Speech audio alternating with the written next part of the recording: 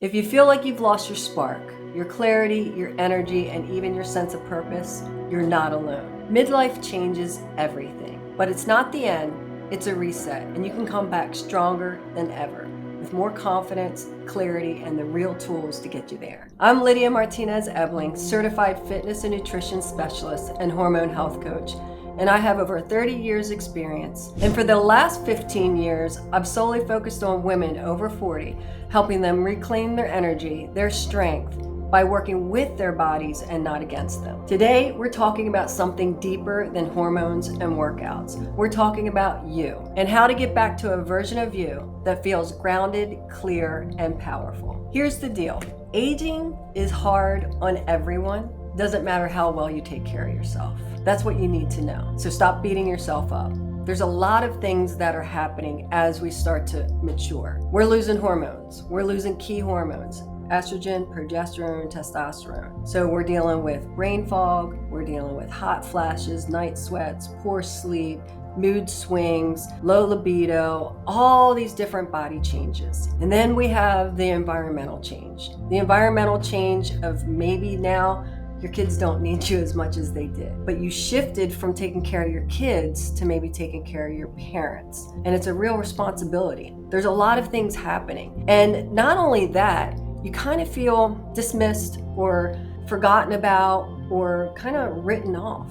Like, well, you just go and do your thing. That's just her, because you're supposed to be living your best years, but it really doesn't feel like your best years. And you're looking around at your life and you're thinking, did I fulfill my purpose? Did I do the things that I was called here to do? And feeling like nobody really understands. They want to be there for you, but they don't understand all the different shifts that you're going through. Let's talk about the real reasons our body's going through, like what we're experiencing and why we might feel more overwhelmed, less motivation, some of the mood swings. Yes, we know hormones are key players in that, but let's break it down. As we go through what I call the inevitable hormonal decline, where we lose testosterone, estrogen, and progesterone. They call them our sex hormones, but I call them our key metabolic hormones, but they're not just about our metabolism and how our body looks, but they're responsible for our motivation and our energy and our focus and our calmness,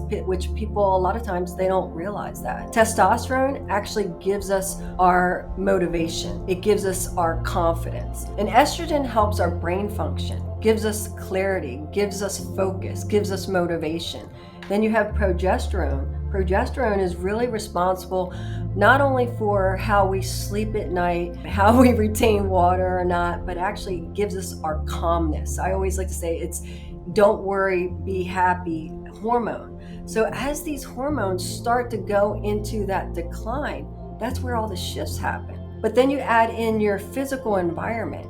You see, a lot of times people don't realize, especially those around you, if they're not a woman and if they haven't been through the change, or if they're not educated in the change, they don't know what your body's experiencing. See, we go through that inevitable hormonal decline. We have environmental changes, but it's a physical change, and this physical change is a physical stress. Now, when we have the physical stress, what does that mean? It means our cortisol goes up. So now we're not sleeping that great. But on top of that, when we lose progesterone, we're not sleeping that great. So that all of this, you see, there's so many different pieces when it comes to our body. It's not, hormones don't work in isolation. They're all interconnected and interrelated. And it's like you have to sit there and look at the big picture and not beat yourself up. And these hormones going down, it's not a character flaw. It's a real chemical reaction that's happening to your body. The good news is it's actually fixable. Now let's make things simple. Let's just break it down into 4 easy parts. The first thing and the most important is nourishing your body. One of the things you'll hear me say, and you'll hear me say it a lot, I say it to everyone: let food be thy medicine and medicine be thy food. You know, you can say all the positive affirmations you want, you can do all the breathing exercises you want, you can do all the things, but it's still always going to come down to the food that you put in your body. The energy and life that you bring to each day enters the body through nutrition. And how you feed your body is directly proportional on how your hormones will react, how they actually function, how you actually produce them. So what type of foods should you be taking in? First thing, most important, especially the more mature you get, is protein. Protein is key. Protein is going to help with protecting your muscle, building your muscle, supporting hormone balance, creating satiety. I mean, all the things, how your hair looks, how your skin looks, all of those things. So how much protein do you want to take in? This is important. I always tell women to try to strive for at least 1 gram of protein per pound of body weight, or your ideal body weight. Not just protein, but you want to take in foods that are high in fiber, nutrient dense, low in calories. That's a great thing. But when they're higher in fiber, high in nutrients, they're going to help detoxify your body. They're going to help you feel full longer. It's going to help your digestive system. It's going to help feed those healthy bugs in your gut that you need to do. And it's also going to help get rid of any what we call metabolized hormones, and that's what you want. Then of course, we want to look at the fats that we're taking in, and not just vegetables. When we talk about fiber, I always want to talk about carbohydrates. Your fats and carbohydrates, because carbohydrates have been given a bad rap and you really do need them. But let me rewind for a second and talk about fats. Fats are critical, and you want to look at the types of fats that you're taking in. Why are they so important? Because fats are responsible for you producing hormones, and they can't do it without that fat. But you want to look at the type of fats that you're taking in. You want to take in quality fats like coconut oils or MCT oils or avocado oils, high omega-3 fatty acids, and even cholesterol. Yes, cholesterol. Why is that important? Because without cholesterol, your body can't produce testosterone. And so many women, as we start to mature, when our hormones go down, our cholesterol goes up. Do you know why? Because you are not eating the cholesterol. When you don't eat enough cholesterol, your body will actually break down carbohydrates or sugar in order to make that cholesterol, and it actually produces bad cholesterol. That's why it's so important. But now let's talk about carbohydrates.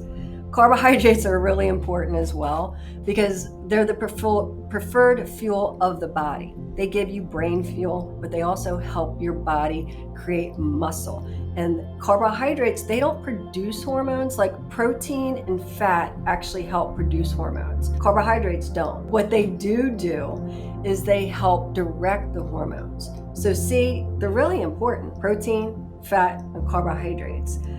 Look for whole foods. When they're whole, fresh, quality foods, doesn't mean that you have to be perfect. You're going to start to feel better. Which moves me into talking about moving with strength or moving with purpose. It's really important that we move on a regular basis. You'll hear me say it several times and over and over and over again. A body in motion stays in motion. But it's not just about staying in motion. It's about moving with purpose. And the stronger your body is, the better. Because we want to be walking upright. We want to be able to walk fluidly. Moving with mobility. What do I mean by that? Being able to bend over easily and put your shoes on, or get up out of the chair, or walk up the steps fluidly. Perfect example, I live here in South Florida, and yes, we are a retirement area. And the other day I was in the store and my heart broke because I was watching an older woman, and she might have been only in her late 60s, 70s, which is, the older I get, the younger that sounds. But she was dressed really cute. I mean, so cute, the best outfit, but she was hunched over and just moving like her shoes were tied, her shoelaces were tied together. And I was like, that's exactly why you need to be strength training. It's really important that you build that muscle so you can hold your posture, so you can move fluidly throughout the day, and so you can move with strength. Next, let's rebuild trust. How do we do that? Focusing on the wins. When we meet with our clients, that's the first thing that I ask them all the time. I'm like, what wins are you celebrating this week? Because one of the things I know, not just from working with women, but being a woman, is that we can pick things apart. We can do 10 things perfectly, but we didn't get that one thing done. We focus on that thing that we didn't do. So it's really important to focus on the things that you are doing, that you did go to the gym. Maybe you didn't do a full workout, or maybe you just went and joined the gym. Maybe you haven't even worked out yet.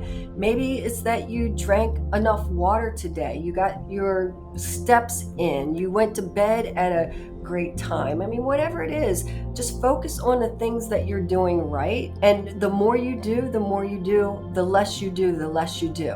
But celebrate those wins. Nothing is too small to celebrate. And the last part of that ties right into reflection. And this is really important because I teach our ladies to inspect what you expect and to reflect on things, but it doesn't mean to be self-destructive. I want you to look around at your life and look at what's good. And I know sometimes you're like, I know I should be grateful, but really start paying attention to that. I have another story for you, but I can't help myself. I think about Ryan's mom. She's 80 and she has what I call fairy energy. And because of her fairy energy, she's grateful for everything. It's like just over the top grateful. But we can really learn from that because every morning she gets up and she'll send a text and she goes, I had a wonderful cup of coffee. I got to listen to the birds sing, and I just appreciate you guys so much. Or I'll make her muffins and send them to her, and she'll send me a picture. That's the most amazing muffin I've ever had. And yes, it's over the top, but at the same time, she's grateful. And if we look around at our life and really just start reflecting on the things that we have and the things that we're doing and going, instead of what we feel like we didn't do, there's going to be a lot more peace in your life. You haven't lost yourself. You've just been overloaded, overlooked, and undersupported. This is not a breakdown. This is your breakthrough. In this next chapter, I want to be here to support you. So go ahead, hit subscribe, and check out my Hormone Reset 101 guide. And to make it easy for you, I put the link in the description. Now go ahead and check out our next video. I'll see you there.